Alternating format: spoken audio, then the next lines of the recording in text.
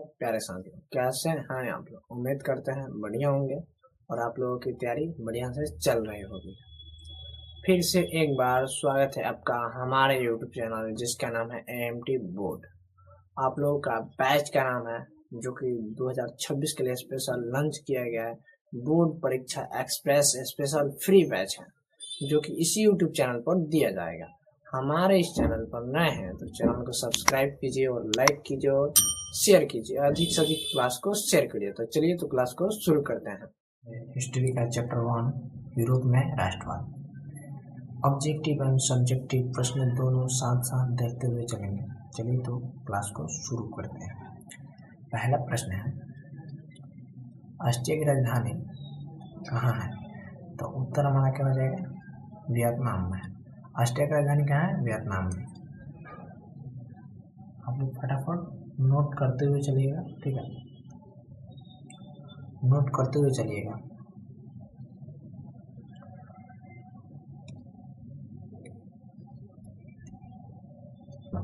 Vienna सम्मेलन कब हुआ था? तो हमारा आंसर क्या हो जाएगा? 1815। 1815 आंसर हो जाएगा। और तीसरा प्रश्न है, मेटरनिख सत्ता पर कब आया? मेटरनिख सत्ता पर कब आया? तो उत्तर लिखेंगे 1815 ईस्वी में। 1815 ईस्वी में आया था मेटरनिख सत्ता पर।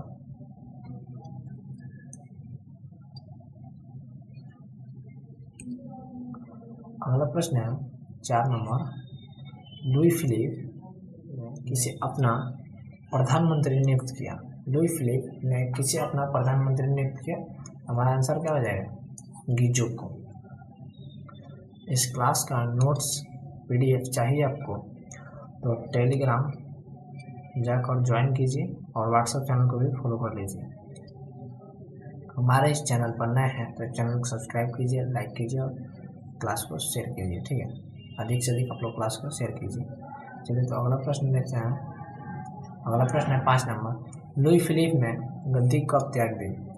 लुई फिलिप ने गद्दी कब त्याग दी? तो उत्तर लिखेंगे 24 फरवरी 1848 ईस्वी को लुई फिलिप ने अपना गद्दी त्याग दी थी। अगला प्रश्न है 6 नंबर, नेपोलियन का पतन कब हुआ? नेपोलियन का पतन कब हुआ? 1814 ईस्वी में। आप लोग याद रखिएगा, ठीक है? जो कि इस वर्ष बोर्ड परीक्षा में पूछने वाला है, ठीक है?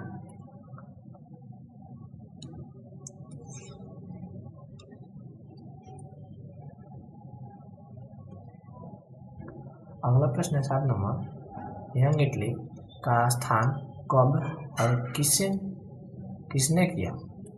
तो 1831 ईस्वी में मेजनी ने किया था, ठीक है? अगला प्रश्न 8 नंबर, यंग यूरोप संस्थान का गठन कब हुआ? यंग यूरोप संस्थान का गठन कब हुआ? तो 1834 ईस्वी में हुआ था। 1834 ईस्वी में हुआ था। अगला प्रश्न है, इटली का एकीकरण में मुख्य बाधा कौन था? आप लोगों से प्रश्न पूछेगा, इटली का एकीकरण में मुख्य बाधा कौन था? हमारा आंसर क्या आ जाएगा? ऑस्ट्रिया जो कि मुख्य बाधक था। अगला प्रश्न है, विक्टर एमेनुअल किसे अपना प्रधानमंत्री बनाया? विक्टर एमेनुअल किसे अपना प्रधानमंत्री बनाया? तो काउंट कबूल को बनाया था, ठीक है? हमारा आंसर क्या आ जाएगा? काउंट कबूल को बनाया था, ठीक है?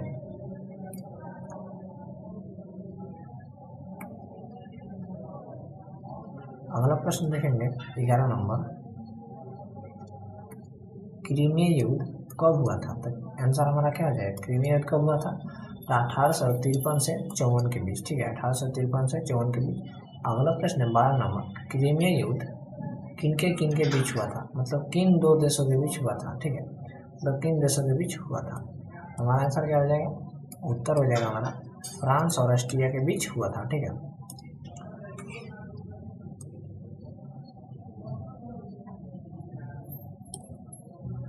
अगला प्रश्न 13 नंबर, गैरीबाल्डी पेशे से क्या था? तो गैरीबाल्डी पेशे से क्या था? तो उत्तर हो जाएगा हमारा नाविक था। गैरीबाल्डी पेशे से क्या था? नाविक था। अगला प्रश्न है 14 नंबर, काउंट कबूल की मृत्यु कब हुई थी? काउंट कबूल की मृत्यु कब हुई थी? तो 1862 ईस्वी में। अगला प्रश्न है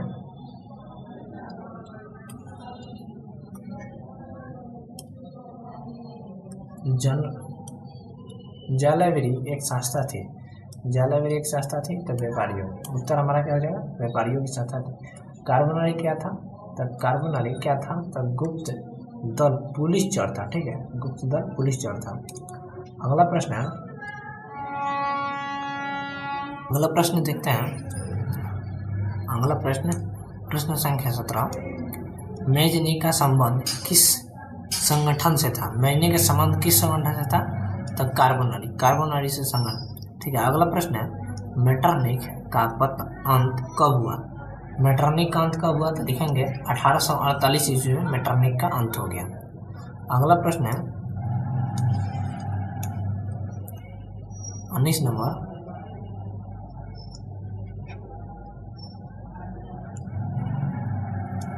नंबर, इटली का पूर्ण एकीकरण कब हुआ। इटली का पूर्ण एकीकरण कब हुआ, 1871 ईस्वी में। 1871 ईस्वी में हुआ था। अगला प्रश्न है, देखिए जर्मनी और इटली दोनों का एकीकरण कब हुआ था, 1871 में हुआ था। ठीक है, आप लोग दोनों प्रश्न को एक ही डेट पर याद रख सकते हैं। जर्मनी और इटली का एकीकरण कब हुआ था, 1871 ईस्वी में। ठीक है, अगला प्रश्न है, गैरीबाल्डी की जीवनी किसने लिखी थी। गैरीबाल्डी की जीवनी किसने लिखी थी, तो लाला लाजपत राय ने लिखी थी। ठीक है, अगला प्रश्न है,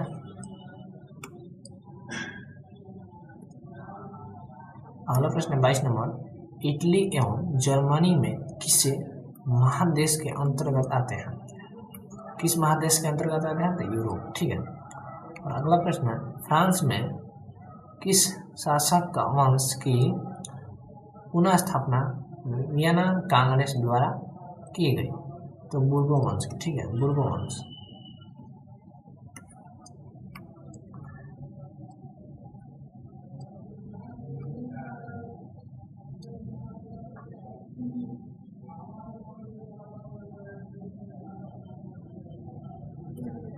अगला प्रश्न है, काउंट कबूर को विक्टर इमैनुअल ने किस पद पर नियुक्त किया, तो प्रधानमंत्री के। ठीक, प्रधानमंत्री के पद पर काउंट कबूर को नियुक्त किया गया। ठीक है, अगला प्रश्न है, जर्मन राइन राज्य का निर्माण किसने किया था, तो नेपोलियन बोनापार्ट ने किया था। अगला प्रश्न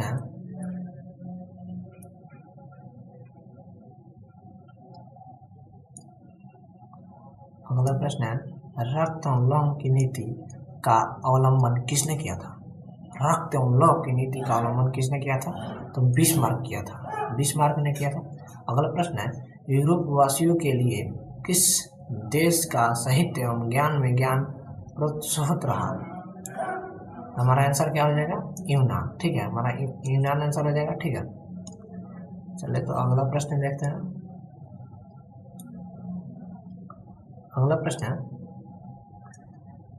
राष्ट्रवाद क्या है। अब हम लोग सब्जेक्टिव प्रश्नों को देखेंगे। ठीक है, आप हमारे इस चैनल पर नए हैं तो चैनल को सब्सक्राइब कीजिए और क्लास को लाइक कीजिए और क्लास को शेयर भी कीजिए। अधिक से अधिक आप लोग क्लास को शेयर कीजिए। तो देखेंगे अब हम लोग सब्जेक्टिव प्रश्न। ठीक है, तो राष्ट्रवाद क्या है, पहले जानते हैं राष्ट्रवाद क्या है। देश प्रेम की भावना को राष्ट्रवाद कहते हैं। देखिए, जिस व्यक्ति को देश प्रेम की भावना है, उसके अंदर भावना है, तो क्या राष्ट्रवादी व्यक्ति कहलाएगा। ठीक है, देश प्रेम की भावना को हम लोग क्या कहते हैं, राष्ट्रवाद कहते हैं। अब अगला प्रश्न है, मैटरनिख युग क्या है। अगला प्रश्न देखते हैं, मैटरनिख युग क्या है। तो लिखेंगे, मैटरनिख सम्मेलन 1815 से लेकर 1848 ईस्वी तक ऑस्ट्रिया के चांसलर मैटरनिख था। इस युग को ही मैटरनिख युग कहते हैं। ठीक है, इस युग को हम लोग क्या कहते हैं, मैटरनिख युग कहते हैं। अगला प्रश्न देखते हैं। अगला प्रश्न है, मेजनी कौन था। लिखेंगे, मेजनी साहित्यकार, गणतांत्रिक विचारों का समर्थन और योग्य सेनापति था। उसमें आदर्शवादी गुण अधिक और व्यवहारिक गुण कम थे, व्यवहारिक गुण क्या थे, कम थे। चलिए तो अगला प्रश्न देखते हैं हम लोग। अगला प्रश्न है गैरिबाल्डी कौन था, कौन थे गैरिबाल्डी कौन थे। तो गैरिबाल्डी एक महान क्रांतिकारी थे। गैरिबाल्डी पेशे से एक नाविक थे और मेजनी के विचारों का समर्थन थे, परंतु बाद में कबूल के प्रभाव में आकर संवैधानिक राजतंत्र का पक्षधर बन गए। ठीक है, चलिए अगला प्रश्न देखते हैं। अगला प्रश्न है 32 नंबर, जर्मनी का एकीकरण की बाधाएं क्या थी। तो लिखना है ये 2 नंबर वाला प्रश्न। ठीक है, जर्मनी के एकीकरण में बाधाएं क्या थी। तो लिखेंगे जर्मनी के एकीकरण की निम्नलिखित बाधाएं हैं। ठीक है, तो पहला बाधा है जर्मनी में ऑस्ट्रिया का हस्तक्षेप, ऑस्ट्रिया का हस्तक्षेप। और दूसरा लिखेंगे जर्मनी में 300 छोटे बड़े राज्यों में विभाग। जर्मनी क्या था, 300 छोटे बड़े राज्यों में विभक्त हो गया था। अगला है जर्मनी में राष्ट्रवाद भावनाओं की कमी। जर्मनी में क्या थी, राष्ट्रवाद की भावना की कमी थी। ठीक है, चलिए अगला प्रश्न देखते हैं। अगला प्रश्न है इटली जर्मनी के एकीकरण में ऑस्ट्रिया की भूमिका क्या थी। भूमिका लिखना है। देखिए इसमें 2 प्रश्न है, इटली और जर्मनी के एकीकरण में ऑस्ट्रिया की भूमिका क्या है। यह 5 नंबर पूछता है कि ये 5 नंबर क्वेश्चन में पूछता है। ठीक है, जो कि 5 नंबर देता है आपको ये। तो लिखेंगे आंसर इटली और जर्मनी के एकीकरण में ऑस्ट्रिया सबसे बड़ी बाधा थी। ऑस्ट्रिया सबसे बड़ी बाधा थी। ऑस्ट्रिया का चांसलर मेटरनिख घोर प्रतिक्रिया वाली व्यक्ति था। वह किसी भी हाल में जर्मनी और इटली को एकीकरण नहीं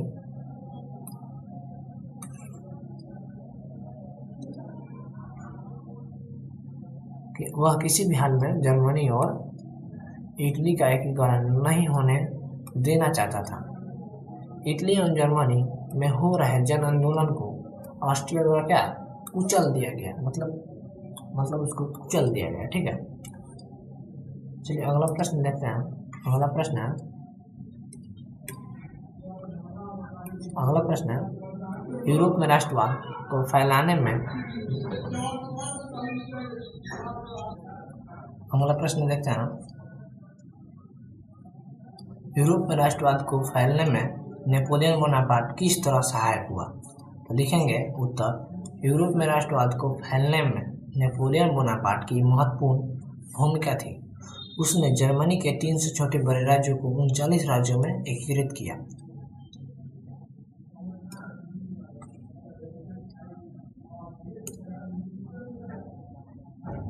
किया और जर्मनी राज्य को नई रूपरेखा प्रदान की, राष्ट्रवाद की भावना जागृत की, जिसमें एकीकरण का मार्ग शुरू हुआ। इस प्रकार नेपोलियन बोनापार्ट का कार्य पूरा हुआ। ठीक है,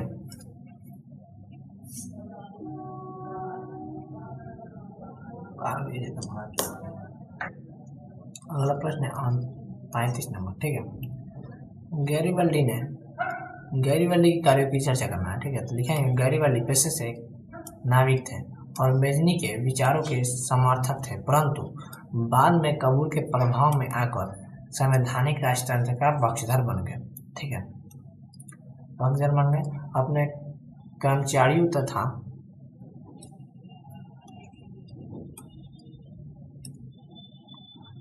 कर्मचारियों तथा स्वयं सेवकों की सशस्त्र सेना बनाई। उसने अपने सैनिकों को लेकर इटली के प्रांत से सिसिली तथा नेपल्स पर आक्रमण किए तथा विक्टर एमेनुएल ने प्रतिनिधि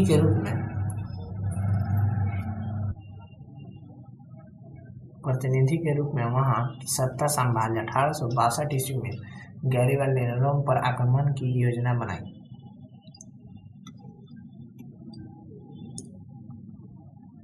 गैरिबाल्डी की भेंट कबूल से हुई, फिर उन्होंने रोम के अभियान की योजना त्याग दी। दक्षिण इटली के जीते हुए गए क्षेत्र को बिना किसी संधि के गैरिबाल्डी ने विक्टर एमेनुएल को सौंप दिया और अंत में एक साधारण व्यक्ति की तरह जीवन व्यतीत करने लगे। चलिए अगला प्रश्न देखते हैं।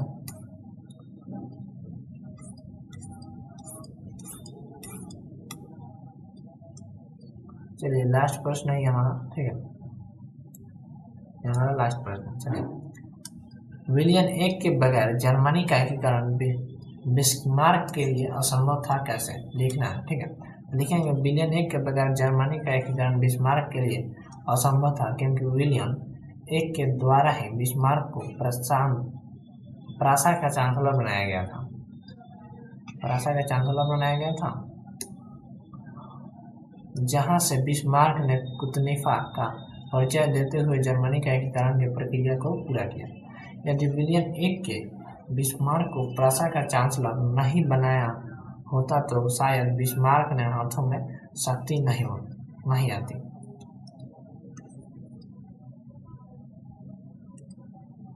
बिस्मार्क ने हाथों में शक्ति नहीं आती। बिस्मार्क ने रक्त लौह नीति का अवलंबन करते हुए जर्मनी का एकीकरण पूर्ण किया। ऑब्जेक्टिव प्रश्न पूछता है बिस्मार्क ने, ऑब्जेक्टिव प्रश्न क्या पूछता है? पूछता है रक्त लौह नीति का अवलंबन किसने किया था? तो हम लोग आंसर क्या लिखेंगे? आंसर देंगे बिस्मार्क। रक्त लौह नीति का अवलंबन किसने किया था? तो बिस्मार्क, ठीक है। इस चैनल को सब्सक्राइब कीजिए, ठीक है, सब्सक्राइब कर दीजिए फटाफट, और लाइक भी कर दीजिए, क्लास को लाइक भी कर दीजिए, और कमेंट करके बताइएगा कि आप लोगों को ये क्लास कैसा लगा, ठीक है।